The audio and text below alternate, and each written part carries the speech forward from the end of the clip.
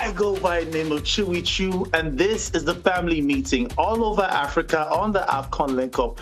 We're talking, we're bantering, we're enjoying the festive game that is football. And I am not alone. I've got some friends from all over the continent. They're going to be hanging out with us. And if you guys are on social media, we're checking in on you. So drop the flags, chats in the W, like they say. Let me know where you're calling from, where you're checking us from. Let me see those flags on YouTube, on Facebook, on TikTok. I want to see that. And if you're watching us on TV, just wave your country flag. We'll try and acknowledge you.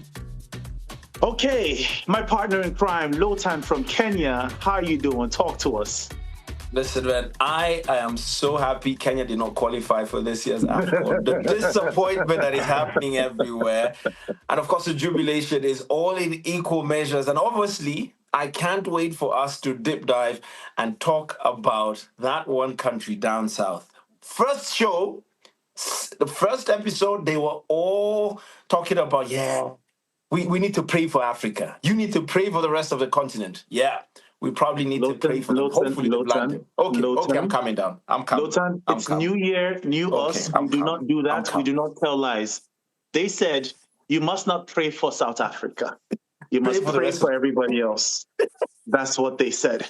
So maybe we did that too much. We have some South African residents, citizens here, representatives. Who would like to go first? Pitch Invader, you can go ahead.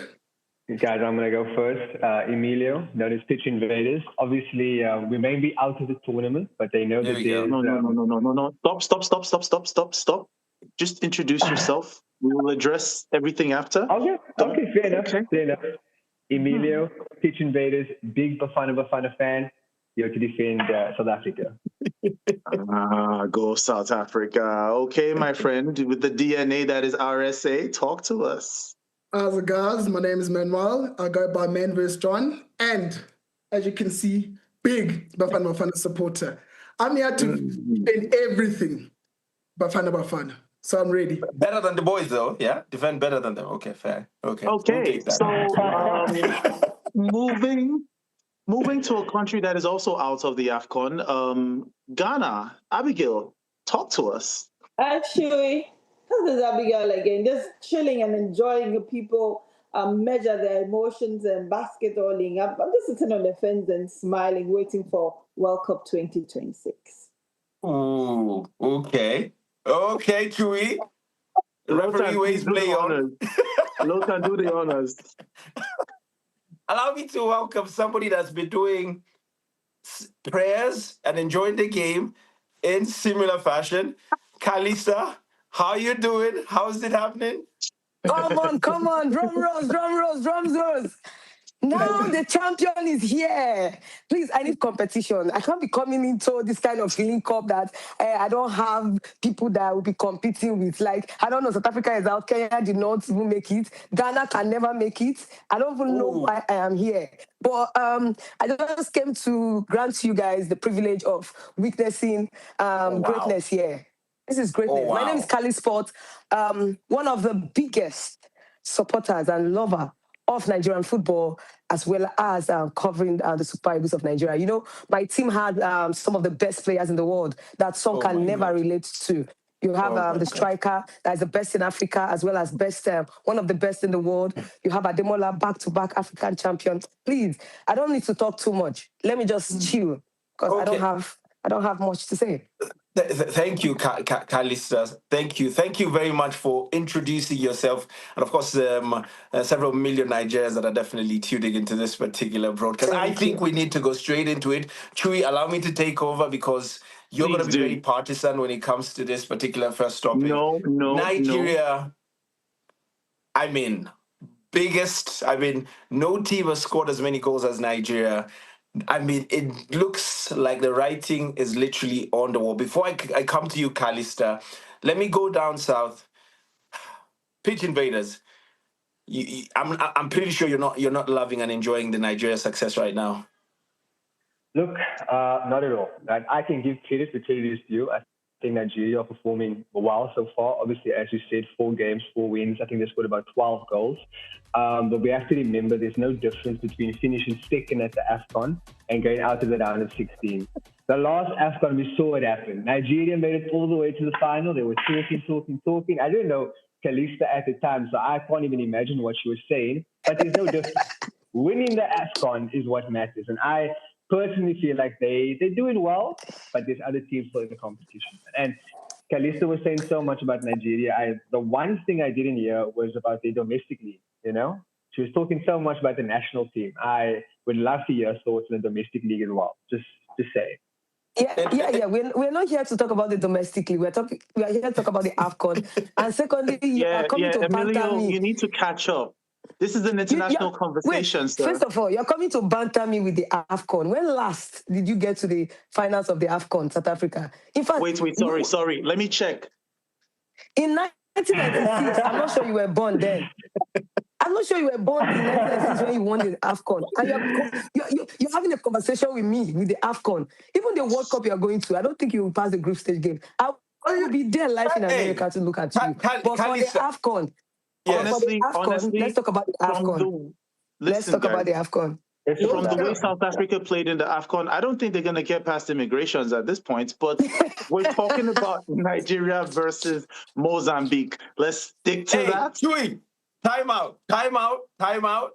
I knew it. I knew you had something under that skin. I knew it. Oh, my goodness. I knew it. That's the real Chewy right there. Kali, let's talk about the game. Of course, it has never, I've never seen a round of 16 that comfortable. You were at the game. You could see the boys enjoying the game. I was at the game too. We were at the game. Kali, it's okay, Chewy. You were at the game with Kali. Does this mean, can you see this Nigerian team going all the way, despite, of course, the beef that happened midway into the game? There's no beef. We fight and reconcile. This is football. It's an emotional sport. In the Premier League, we saw someone slap his teammate, got a red card, apologized, move on. These things happen. This is football. There was no slapping yesterday. We were just exchanging words from two you were in the best stadium. Players. I didn't see any fights. I saw it, actually. It's a Nigerian way of communicating. I didn't see a fight. Yes, I think TV has a way of making things look different, no? Yeah. So, as I said, it's an emotional sport. People get emotional sometimes. You look at Cole Palmer to Jackson. You have to pass the ball. You can't. It's an emotional sport. So, everything is fine. Ademola Lukeman has posted on IG in case some of you have not been updated because you don't have African best players. But I know that feeling. You can't relate. But he posted Osimhen and himself on his IG page and said, "We are in this together." Our focus is to get that AFCON trophy after we failed to qualify for the World Cup. But it was an interesting game, very confident game, outplayed exceptionally. But I want to talk about one player that everybody's not talking about. We have the stars up front, but I want to talk about Alex Iwobi. I remember I was about to ask AFCON. you, and Kali, just allow me to interject. People are calling him the Iniesta region. The black Iniesta. How good has he been in this tournament? I love football lovers as well as Nigeria lovers. We praise you, but the moment they come for you, you know, like you said, this is the same Iwobi. They said he used connection, his uncle connection, to get into the national team in Abidjan. They finished Iwobi's life. This is the same Iwobi, and I'm happy for him because Iwobi has always been a rock with this team. Whenever you take out Iwobi in the team, especially in that midfield, you will see that lapse in the team. And for me, he brought his incredible form from Fulham back to the team with the Super Eagles. And this is what we need him. We need his creativity. Okay. We know defensively we can adapt, but we need somebody that will be that third man to create for us. And all right, that is exactly what he's doing. I'm going to hold you there. Abigail, what are your thoughts on the Nigerian game? Did you see them come this far? With your glasses you have put on, did you see them going this far? Yeah, I don't know if you remember the episode we did before the tournament started. I mentioned that if I was going to talk about 3 countries that I think could get to be first, second, and third, I put Nigeria in there together with Senegal. And you're such a sweetheart. I told you also that we have that brotherly and sisterly love, no matter what the about the love. When Nigeria is in there, we have to support. They can say, we love you too. We love you, Ghana. We love you. World Cup, they definitely come and support us. So it's normal. Yes. We have, so we'll take it at that. But like was said earlier, I didn't think Nigeria are going to have the smoothest round of 16, if you ask me. I think that from the blast of the whistle, they were just clear their intentions. They knew what they wanted from the game, and they just picked it as and when it came. I missed every other thing that happened. I think that really has to be looked into. But let's not dwell about the negatively so much. It's good how the team comes together to shield it, even if it's not looking that good. I'm sure they will definitely talk about it within themselves and going forward. Something like that shouldn't happen. If it should, it should be against your opponent, but among yourself, then there's a lot of questions that needs to be answered. But on the talking about getting the job done, I think Nigeria are they're just doing it right. They're just on the run to get it. Maybe they want this to be gloating about when we are in the World Cup playing. So. Interesting. And I love the fact that you mentioned there that obviously Nigeria are eating their dinner and obviously getting the results as they need to. John, I'm going to come to you. I mean, then the whole Nigerian team stacked with superstars like Kalisa, as we mentioned. Yeah. But there's a few individuals, apart from Alexander Iwobi, that we need to talk about. Ademola Lukeman, 7 GA so far in the tournament. Arguably, contending at this particular moment for player of the tournament. And again, another, probably a shot at Africa Player of the Year again. Osimhen came in with a lot of heaviness in this tournament. People talking about how he's never been successful at an AFCON, and obviously the pressure of being one of Africa's leading strikers at this particular tournament. According to, based on how you've watched this Nigerian team, so many things have clicked so far so that they can get to where they are. But who has been your standout performer, and who should we look out for moving into the quarterfinals now? Well, looking at the Nigerian team, like match day one, I said with Nigeria, I wasn't satisfied with their performance because they all played like individuals. And if Nigeria were to gel together and play as a team, they're literally favorites for the competition. And you can see now, as the games are going on, they're literally coming together as a team. And now they're looking super dangerous because now they're gelling together. Like I saw the one player which they pressed. All three players pushed on the press. So I was impressed with that. But Lukeman is the superstar of the team. And I think Lukeman, he probably will win African Player of the Year again. You know what's crazy? You know what's crazy? I walk around the streets of Morocco, and when they hear that I'm from Nigeria, it's not Osimhen that comes to mind, it's Lukeman. Right, but look, man, let's talk about, speaking of what to look out for. I knew it was coming. That was a bad joke. I knew it was coming. I could see it, man. I could see that's terrible. Terrible joke. Hey. Oh, see, man, I got more jokes where that comes from, okay? We thought I'd be the victim. But it's funny because Nigeria, with all these stars, could not qualify ahead of Bafana. No, don't go there, Manny. Please, no. Don't go there. Listen. I need you to stay on topic. If you stayed on topic, you'd still stay in Morocco, and you're not in Morocco. But that's the issue.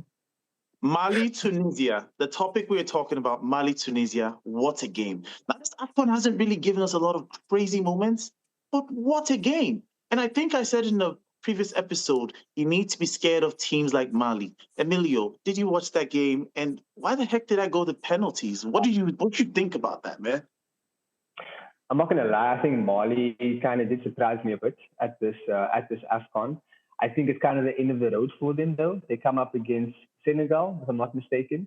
And looking at the way the AFCON is shaping up, it's so different to the 2023 version where you saw all the teams that were previously in like the round of 16 and the quarterfinals just be eliminated. So I think, the last 8 teams, all big teams except Nigeria, obviously. So yeah, man, I think it's going to be tough, but I think Mali's road has come to an end.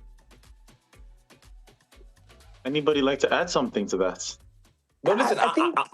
Okay, go ahead, man. No, go on. No, I was going to say, because I think the gap now between the big African teams and the small African teams has basically closed now. Because now look at Mozambique. Mozambique going into their group, we haven't even looked at it because they were in the group of death, but they qualified ahead of Gabon, who I thought Gabon was obviously going to qualify. So that gap now is closing, and I don't think we should count Mali out just as yet. Because what if they hold on to Senegal for another draw? Because they've been drawing the whole tournament. What if they hold on to the draw, go to penalties? It's something else. Mali goes through. So listen, but it's tournament football. Player, and sometimes it's all about emotion. Yes, Kali. I just want to pinpoint a player in a Mali team because he was heavily criticized when they couldn't qualify for the World Cup. They were beaten by Ghana in that game, the goalkeeper, Tiara. And he's been exceptional for the Mali team at the AFCON. Any result they've been getting is because of him.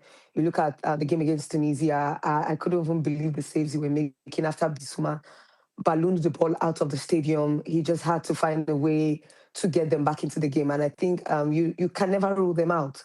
As they go closer to that round, they gel more. They try to fight to stay in the competition. And you might never say Senegal again was knocked out of this AFCON, and at the last AFCON, earlier in the tournament, they didn't get to the semi-finals of the tournament. So who says it cannot happen anymore? So it's going to be an interesting game.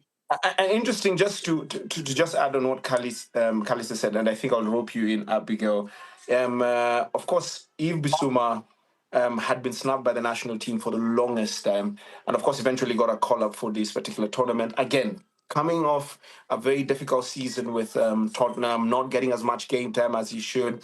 And he has been the rock that this Malian team, the foundation that this Malian team has been built. How important is he in this tournament for this Mali team, and keeping him fit, especially because of the difficult season he's had? How important is keeping him fit to ensure that Mali can go as far as they can? Extremely important, if you ask me. I said that game against Tunisia, he was able to calm his players down when they needed that the most. He showed that leadership qualities and also added his energy despite the bad record he's had ahead of this tournament. I feel that Mali showed us clearly that sometimes physique and strength does help in the game. It got to a point that is all they had over Tunisia, and they made it really count in a game that ended with about 11 calls to produce the red card and as many as 10 yellow cards. It will tell you the intensity and the strength that was at display. And clearly, Tunisia were at the receiving end of all those power and grit. So I feel that his inclusion in this AFCON for Mali has been great. And as a captain, as a leader, I have enjoyed him. I didn't really expect that from him, getting into the tournament with everything that has happened to him with Spurs and all of that. But I think that Mali are finally winning me over. They've shown that it doesn't really always have to be about flair. It doesn't have to be about the skill. But if you're really determined to go for it, they knew what they wanted, but how to go for it was a little difficult. In the end, I know what I want to do. Now, you say we overlook Mali, and I don't want to overlook other countries. Right? When we come back, we will take a look at the other countries in the AFCON. We will address the elephant in the room.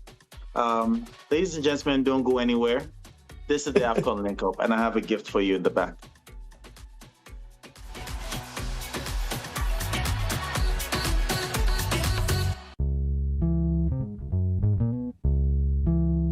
Tournament football captures the imagination, while established stars and young guns provide the dazzle. This year, AFCON 2025 has flipped the script. Across the continent, a group of battle-hardened veterans are defying the norms and shining brightly on African football's grandest stage.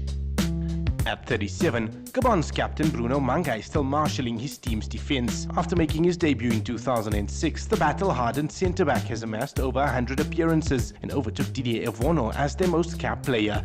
This is his 6th appearance at the Africa Cup of Nations. Hugo Marques is Angola's undisputed first-choice goalkeeper. After representing Portugal at age group level, the 39-year-old committed his international future to Palancas Negras. Despite being named in their AFCON squad in 2012, Marques only made his AFCON debut against South Africa in 2025. Washington Arubi is a year older than Marques and is minding the net for the Warriors of Zimbabwe at the age of 40. A stopper with supreme penalty-saving skills, Arubi bided his time and his patience was rewarded with his first appearance at the Africa Cup of Nations. Sticking on the goalkeeping trend, and Uganda's Dennis Onyango is also 40, but showing no signs of slowing down.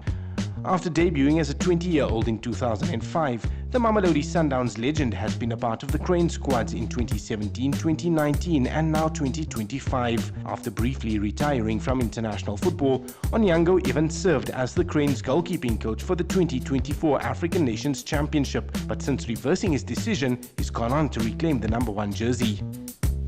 The oldest player at AFCON 2025 is Mozambique's legendary Domingues Pelembe. At 42, Domingues became the oldest outfield player in AFCON history.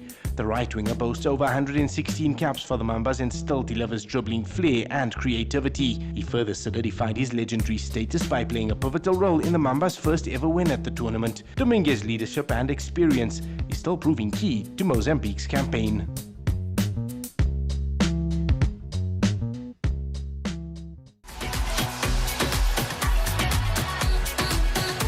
In the heart of every champion lies a journey, one of resilience, passion, and dedication. It's a journey that starts as a dream and is fueled by ambition. A journey made of the relentless pursuit of greatness. And greatness isn't given, it's earned. With every challenge, goal, and celebration, it's a journey that inspires generations. And one that proves that we are made of more. 10Bet, official betting partner of Bafana Bafana. Gerald is a good South African. He teaches self-defense to the community. Believe me when I say, no one is catching me off guard. Not in the streets, and not in my house. Power surges, I duck, and I dive. Thieves, they try, they climb. But if one sneaky skabanga slips through, I contact Budget! SMS Budget to 43967 and get the world's #1 home content cover. Budget Insurance, official insurer for good South Africans. You want football that's absolutely unpredictable. Football with no respect for ranking, league, or history. For the first time in their history, there's a new name on the FA Cup. Then you want the FA Cup. It's knockout football, starting this January. It's on SuperSport. Proudly brought to you by Sporting Bet. Betting amplified.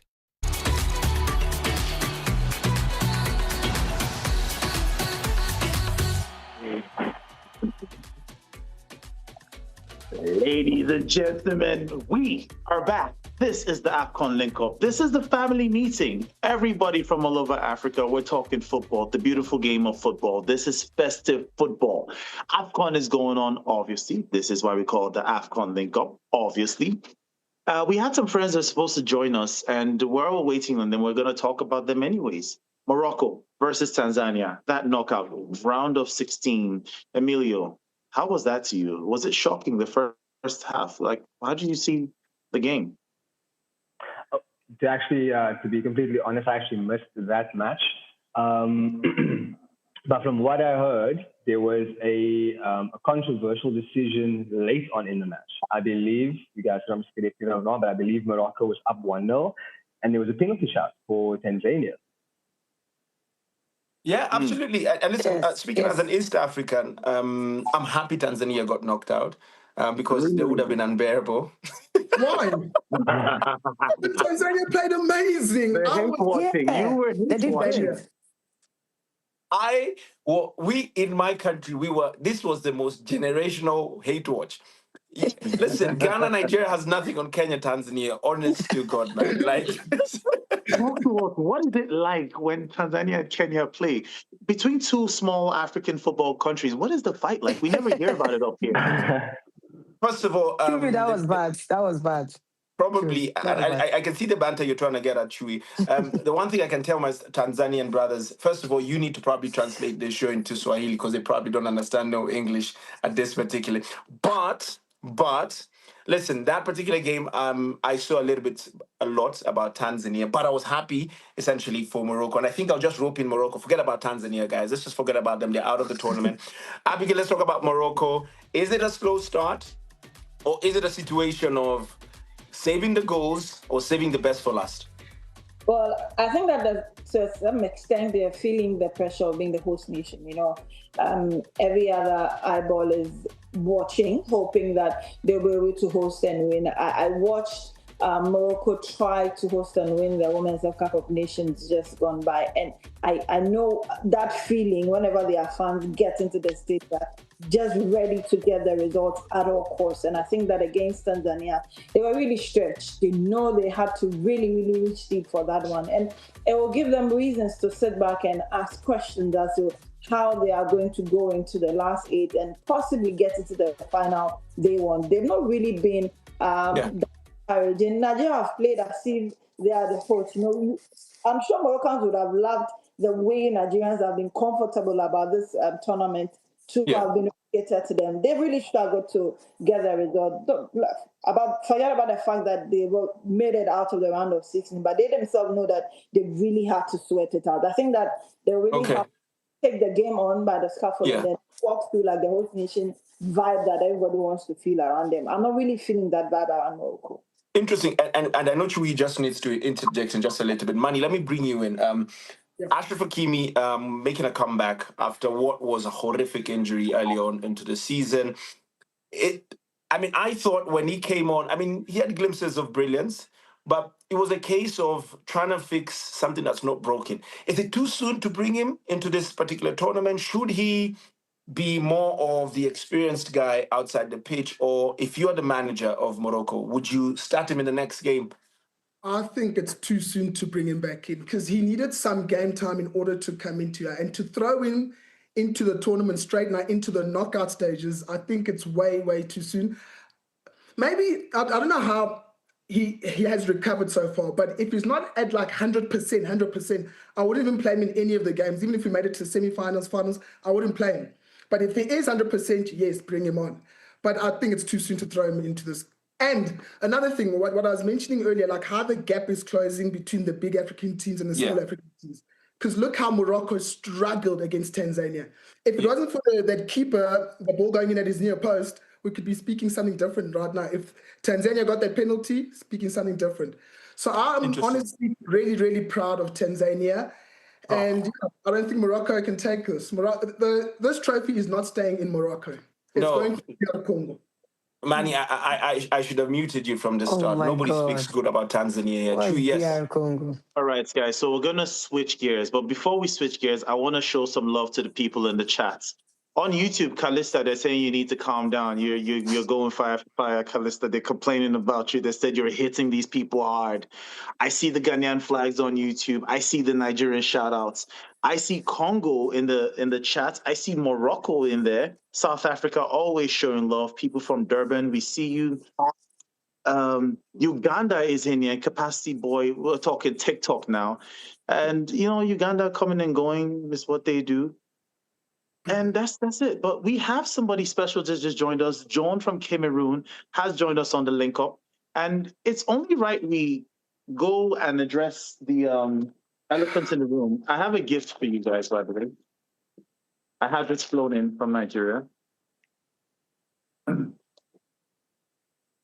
addressing the elephants in the room. John from Cameroon. Let's talk about that game. Cameroon versus the great country. Hi, everyone. Hi, Chewy. It's good to see you again. Watching that game, I think it gave Africa a boost when it comes to, the standard of football in Africa. Oh, I see the South African. Okay. I thought, You are a bad boy. I thought South Africa was having a sneaky, look, guys, I'm not taking sides. back. I'm not taking sides. Talk to us about Cameroon. How did you guys feel? I can't take sides in this match, okay? Talk to us. Oh, my God. You thought I was petty. Is petty. I mean, Cameroon, Bafana, or banana now. I hope, they said, banana. They say that, remember the road that leads you home. I hope that it wasn't so slippery with all those banana peelings. I hope they're good. They didn't have any broken feet or legs or arms, as they head back home. But it was such a beautiful game. I think Bafana, they played well. But Cameroon, the Indomitable Lions were like Barcelona, slow starts, but great finish. Yeah. And they had a fantastic, it has been a fantastic run for the Indomitable Lions so far. let me bring everybody home because this family meeting is about to get a little bit spicy. Manny, let me tell you why this game was very interesting for us as Kenyans, because the referees were Kenyans, by the way. So when Live Foster was going only on, participation in the AFCON. this is how exactly true. This is how we participated in knocking South Africa out. But anyway, story for another day. Manny, is it time? And I've seen a lot of commentary on this. Is it time for great South African players to start playing abroad? Because the inexperience was quite visible in that game. 100%. And it shows, especially in our attack, because how many chances did we get the first 20? Didn't put them away. Cameroon, go get a chance, they score straight up. Second half, Cameroon also get a chance, put it away. And that just shows the level of how they play international and our players all play local. So I think our players need more exposure overseas international league, and then they can maybe perform better. But I do say that, but Lyle Foster plays in the English Premier League, so I don't know why he's not finishing the chances he got. But yeah, our players do need more exposure internationally. But is there a reason why South African players don't? Is there a reason why South African players don't have the chance to play abroad? If they are not good enough, why? Is there a reason? Do you think there's a reason? John, off your mic. You don't have to say the truth so loudly, please. Kalista, you've been holding yourself. Kalista, you've been making noise on social media. Talk to us. What are your thoughts on the game, the South Africa game? How did you feel? What's your analysis? Are they good enough to play abroad? Give it to Liechtenstein. Chewy, I don't make noise. I state facts. I'm a lady of facts. Okay, Kali. I state facts. The issue I have with Bafana, I love them actually. I love South Africa because their league is exceptional. But they're very inexperienced when it comes to the AFCON. And I don't know how inexperienced a team can be, and you expect me to expect so much from them from the World Cup. You might say, yes, I'm bitter because I didn't qualify for the World Cup. Yes, I am bitter. I am very bitter that I did not qualify for the World Cup. But the fact still remains that what you cannot do at home, you cannot go and do it outside. You have to win it first at home. So that when you carry the African flag outside, you can fly it very high. You cannot tell me you are knocked out of the tournament, the round of 16. Cameroon was so experienced. Yeah. Do you know who they are? Your coach was so focused on the weather, the vibe, the that of the tournament than tactically looking at a team that have won the game before. Kalista. Time out, Kalista. You're going to bruise Eagle's ego. Okay. And that's our former coach anyway. So we gave you the remnants. We gave South Africans the remnants, and then they took it around. The truth is that 2 games they played so well. I was gutted for them against Egypt because they were the best team in that game. But unfortunately, they couldn't find the back of the net, and the penalty came, and they didn't get it. So that game was really painful for South Africa. And again, as you said, against Cameroon, they had so many chances in the first half, which I expected them to bury. Especially Foster. Foster is my favorite player in the team. I love him. I love the flair he uses, the tricks, those stylish tricks, those backflip, the way he plays and taunts the defense. I love Foster. He's one of my favorite. Let me ask you the hard question, because you're saying all the right things that South Africans want to hear. Ask it to Abigail. Ask Abigail. I want to know what she thinks. How was it in Ghana? I'll ask Kali, and then Abigail's going to jump onto the same question immediately after that. Both of you ladies, okay, now there's the 2 ladies that came in initially. Ladies, who is to blame for this South African capitulation? Who is responsible? Is it the manager? Is it the fans? I mean, didn't you guys who went to Morocco sing loud enough? Who's to blame, guys? 100%, 80% the manager. 80% the manager, and 20 will go to the players because they are professional footballers. You should be able to know how to bury your chances. And the coach will set up the team. You're not going to blame the fans that were talking all that smack before? No, the fans believed in the team. It's like the way I believe in my team. The way I come and tell you that my team is the best in the world. And we failed and we're knocked out of the penalty. We were supposed to know how to score penalties. So the fans will do their job, which they did. They told you that their team is here for seriousness. But unfortunately, that was not the case. Now you look at the manager. That is why I said he would have ensured that he left every other issues surrounding the AFCON and focus on his team and how to get far in the competition, because this is a major preparation ahead of the World Cup.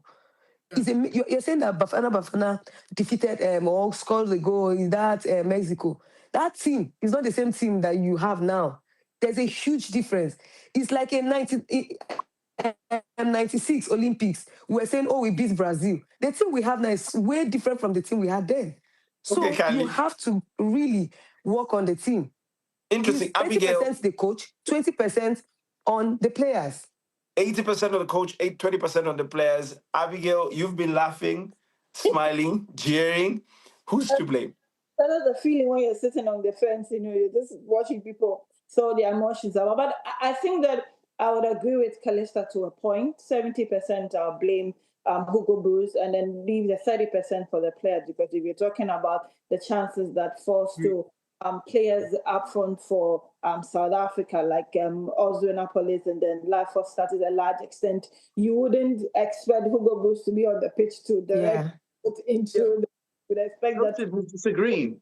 Annuity will be able to come to bear. But away from all of this, it's heartbreak to an extent for me, because I look like I'm building some family in South Africa, and so but if there's one player I really enjoy with South Africa, then it has to be Modao. I thought he played with his heart every other time he was on the tip. And talking about why South Africans are not going out into, let me say, Europe to play, I feel they get too comfortable with their League One. It's so well, it has all the attention, everybody's watching, and they get to play in Africa Interclub competition. So it is that's complacent. They are that comfortable in their zone, and they feel they have it all. But when you get out there and you get to have these experiences that people are bringing from all over the world, and people target this AFCON as European AFCON, because you got a number of players that play in the European League that are here, it tells you that there's quality above a certain level. So I'm sure that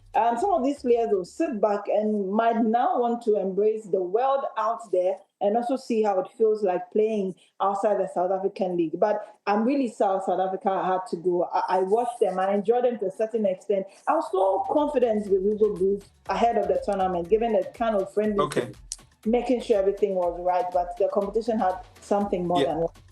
Thank you, Abby. And of course, Manny is disagreeing though.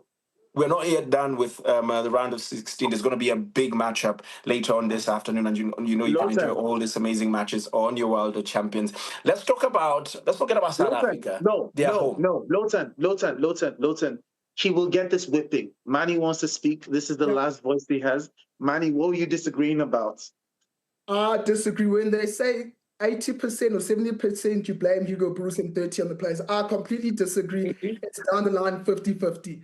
Yes, I disagree. Sometimes Hugo went in a bit defensive. But what must Hugo do? Must he be on the pitch to finish all those chances? No. If you give that chance to Osimhen, he puts it away. Mboemo, he puts them away. So all those chances we got, what must Hugo Bruce do? The team was set up. We got three chances in the first 20 minutes. Imagine we go 3-0 up. Then we're speaking something different today. So I don't think it's Hugo Bruce to blame. I say 50-50, players and Hugo Bruce. And that's okay. Manny, you need a hug. Wherever you are, you need a hug. You're hurting. It's painful. But let's talk about Cameroon, Chewy. Let's talk about... Yes. I agree with you. And I want us to talk about Cameroon from the context of, allow me to interject, Chewy. Yeah. This team barely had a month to prepare. On their way to Morocco, they had two managers, a federation that seemed that was not working. They sacked all their older players, went for the young, inexperienced, hot-blooded Cameroonians. As a nation right now, how are you guys feeling? Are you guys all behind Eto'o now? Is he doing the right thing? Oh, yes. Oh, yes. I mean, like you stated very well, going into this competition with all the madness that was behind the entire thing. I mean, even Cameroonians, even us, we didn't believe in the team because we were like, okay, Pagu has a history of, he's been like, I don't know how you guys call it in your countries, but the elite soccer one is like the club competition here. So he's been a coach for 3 teams, and those teams have been successful. I'll give him that. So when they took out Mark Breeze and brought him like 9 minutes, And then he started calling some of the players that he had played with in his the club level, the national club level. All of us were like, oh man, the only experiences that we have with Buemo and Baliba, a Passy plays for Saudi, it's not like, it's so strong. And so we're like, oh, where are the Lions? Are they going to roar in this competition? So we lacked hope. But after that first game against Gabon, I'm telling you, if you ask one Cameroon, even a beggar on the street, the guy will tell you we're winning the AFCON. That's how much belief they have now. And Samuel Eto'o was not speaking much. He was just like, I'm sure in his mind, he was like, wait, I have something for you guys. Just wait. And he believed so much in the new coach, in the national coach, because when he came in as FECAFOOT president, he had one goal: to to bring up the national football, the spirit of national football in Cameroon, because that died. Most players were coming from abroad. They were not playing at home. So he now said, okay, we're going to build the national football. And he did. He put in players from within the clubs and outside, and he moved around the continent or the world to scout for players. And I think it's paying off. I think you should be proud of the team that we have. I mean, Cameroon has been fabulous in this competition so far. Cameroon, we are proud of you. Chewy, I'm coming for that jersey when I get to Lagos. We are proud of you. We are proud of you. Bless you. We can say a lot about Cameroon, and I'll ask you a little bit later about one Christian Michel Kofane. I think that's how you pronounce it. 19 years of age. What a standout player at this tournament. We'll get to talk about some of the standout players. Let's talk about the elephant in the room, literally. The Lions in the room, actually, which is the Lions of Teranga, which is Senegal, of course, getting that result in that particular round. They've been low-key. Nobody's talking about them and their victory against Sudan, but they've been playing it under the water. Everybody knows they're there, but nobody's really hyping and going mad about it. Kali, are you concerned? Of Senegal? Yeah. Yeah, of course, I am. I'm concerned about Senegal. I'm concerned about DR Congo, the nightmare I wanted to get over with. But Senegal has been a team that a lot of people have touted that should be in the finals with Nigeria because of how good the Senegal team is. And you just have to give it to them. I am scared. I'll be forever scared of Senegal, especially Mane, his experience playing for Africa as well as playing in Europe. In the English Premier League, the chunk of experience he has with the team, the experience of the goalkeeper, Mendy. He was one of my favorite goalkeepers. He's very experienced when it comes to the AFCON. So when you talk about Senegal, they're a household name at the tournament. And definitely, I'm scared of them. I don't want to meet them any point now. Hopefully, if they go far, we'll meet at the finals so that they will not say, oh, we had an easy route. I want to beat DR Congo and then move to the next ones. Maybe Abby, any other team in the semifinals. Abby, I want to ask anybody, I start with Abby, right? Was there any point in time you thought Sudan might actually pip Senegal, right? Because Sudan have won the AFCON in the past. You've forgotten what I said about Sudan. They were the team that should give me some form of revelation because they have their head coach, Chrissy Appiah, is from Ghana. So there was some level of affinity with Sudan. You have a lot of Ghanaians. And when they qualified, however they qualified to round of 16, some of us were still happy. And deep down in our minds, we knew it would be extremely difficult to beat Senegal, knowing that a lot of us have touted them as one of the three that should win this tournament. And when they went out as early as the 6th minute to draw first blood, it got raining a little, but that was 40. We knew Senegal was going to come up at any time. But I think that for Sudan, it is a moment of renaissance for them. It tells them that better, they could have it any other way. But against Senegal, it was definitely the last stop for them. And for me, I'm really looking forward to play in the final with any other country that comes. Okay. We'll have more countries to discuss, ladies and gentlemen, when we are back after the break. This is still the AFCON link-up. We have Abigail, we've had Calista, we have Manny, we have Joan, we have Lowton, and they call me Chewy. What we don't have is South Africa in the tournament. We'll be back after the break.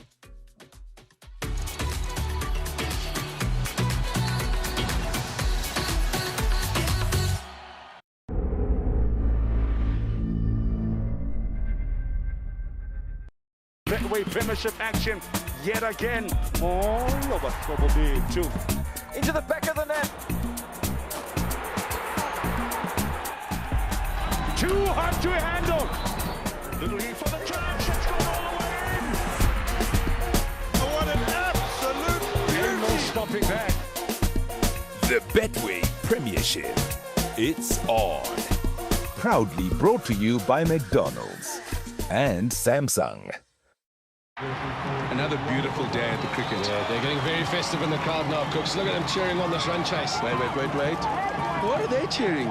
Oh, yes, a drinks run. Oh, we have a melon head, Cooks. Look at the focus, the concentration. Waiting. He's got to make it, and he's home. Safe. Whether you're here for batting or bevies, everyone's welcome to Incredible. Betway SA20, 26 December to 25 Jan. Get tickets now at sa20.coza. When the family meets, every occasion is a meal. That's why we're giving you the family meals. Every AFCON moment is now a reaction that settles the score in every family group. Get all the AFCON memes in one place. Scan here.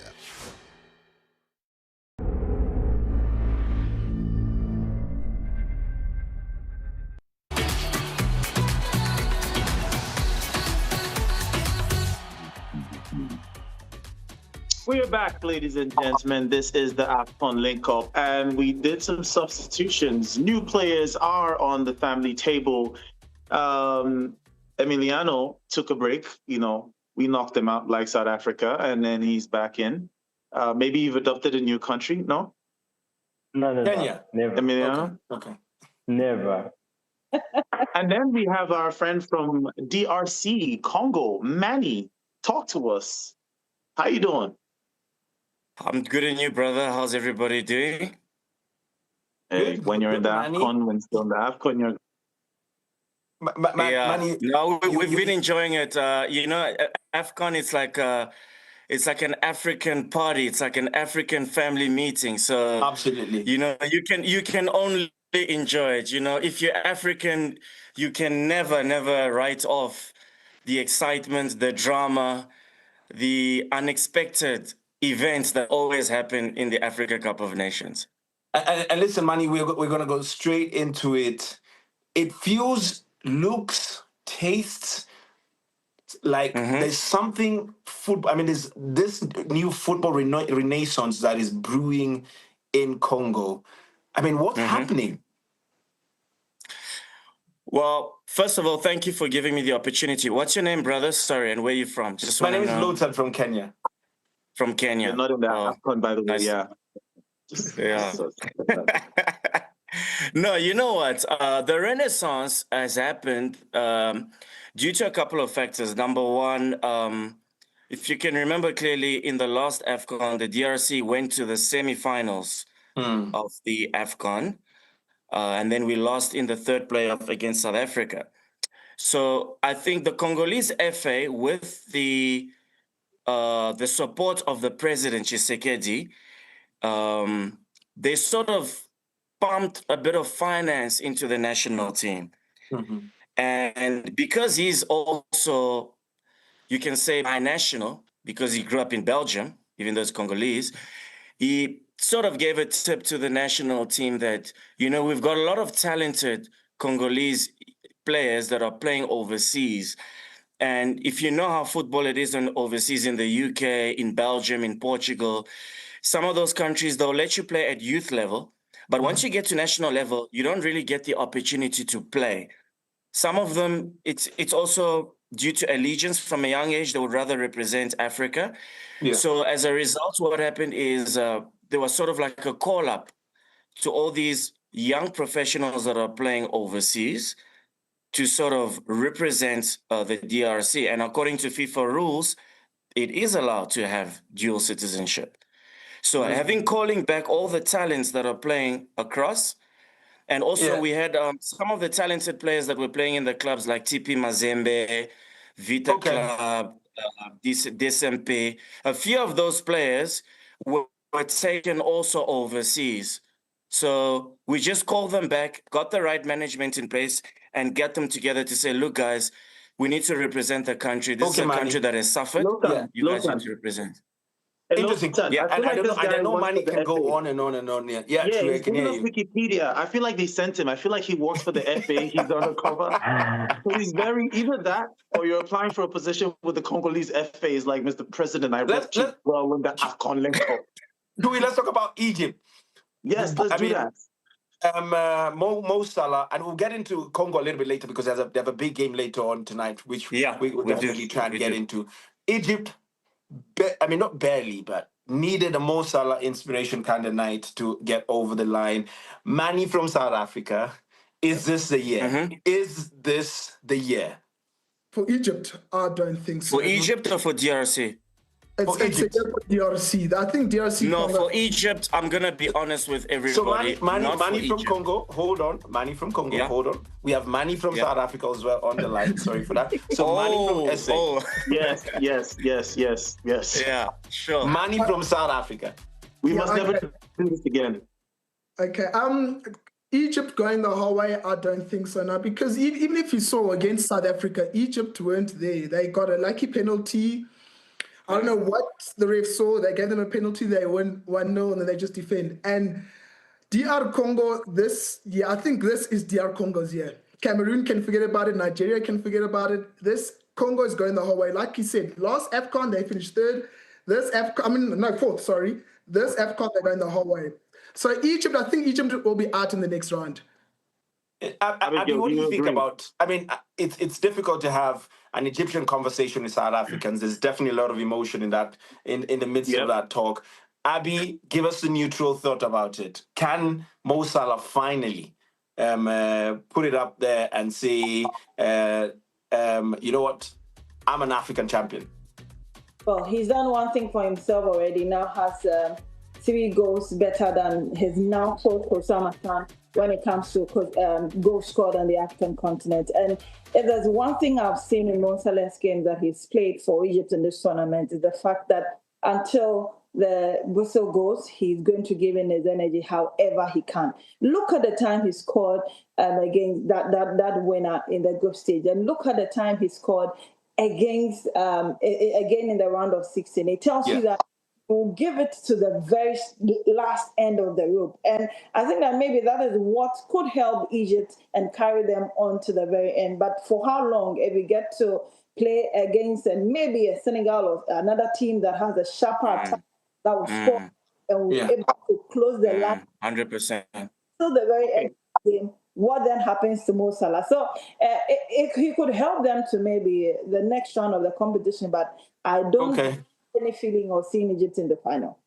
Yes, Abby. And sorry, I'm cutting you short because there's a lot of time, and of course, Thomas and the team are, of course, ready. Chui, we'll go to you so that we can get into the predictions, so that we can find out what the games. Before we go, I want to do a big shout out to the guys. The guys are getting ready. Thomas, Ignacio, Daniel, and Bongani getting ready for the games. The predictions all around. The games are coming in. We'll start with Manny from Congo. What are your thoughts of the game coming up? Okay, I'll give you my thoughts, and you guys also want a prediction as well. Yeah, I want your prediction, not your thoughts. Not your thoughts. Okay. No, you know what? I'm going, as a Congolese fan, going into this game with confidence due to the reason that I feel like it's a team that was tested 3 times against the best in Africa. If you play Cameroon, you play Nigeria, you play Senegal. The game I was worried about was the Senegal game. I was even telling some of my brothers, Manny, I'm going to be that we're guy. We're going to struggle, But for today's game, I believe that we should keep it compact, try to sort of put pressure on the Algerians in the midfield because they very. I believe I want the prediction. What is your score? I believe I want the prediction. Okay, my score will be the DRC 2, Algeria 1. That's my prediction. I like it. Okay. 2-1 to the DRC. Pitch invaders, let's come to you. Ivory Coast, Burkina Faso. Ivory Coast, Burkina Faso. I think Ivory Coast wins. My guy Amadi Diallo gets the goals. I'm going to go 2-0, Ivory Coast. Okay. So Manny from South Africa, Cote d'Ivoire, Burkina Faso, and Algeria, DRC. Give it to me hot. Burkina Faso are going to cause the biggest upset in the round of 16, or the second biggest. The first is Bafana. So Burkina Faso will qualify. Algeria, DR Congo. I think this one goes the whole way, 120 minutes to penalties. Okay. DR Congo goes to penalties. Final person, Abby, work with me. Cote d'Ivoire, Burkina Faso, who takes it? Give me a country. Cote d'Ivoire. Okay, Algeria, DRC, who takes it? DRC. DRC, cool. Ladies and gentlemen, that's all we're taking for the show. Thank you for joining us on the AFCON Link Up. Thank you for the family coming to the family meeting. We will see you when... We'll definitely see you when... Stay tuned. Catch all the matches live on your World Champions. SuperSport.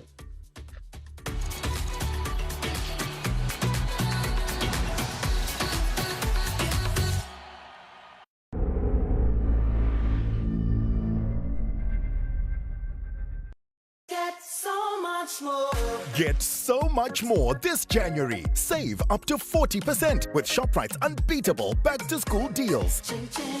Swipe and save on Stettler retractable wax crayons for only $52.99. A Scholar exercise book for just $4.99. And heavy-duty polythene rolls for $12.99.